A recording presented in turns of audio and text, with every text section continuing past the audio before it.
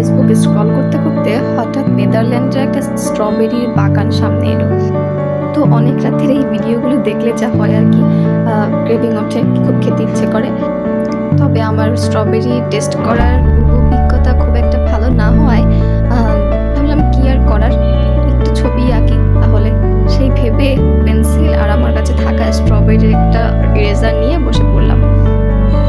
তবে ইরেজারটাকে এখানে মডেল হিসেবে রাখলেও আমি কিন্তু ইরেজারটা আঁকছিলাম না, ইরেজারটাকে মোছার কাজেই ব্যবহার করছিলাম। আর যেহেতু আমি চাইছিলাম একটা রিয়েলিস্টিক বা একদম সুন্দর একটা স্ট্রবেরি আঁকতে, তাই আমি গুগল দাদুর কাছ থেকেই ফটোগ্রাফির সাহায্যটা নিয়েছিলাম।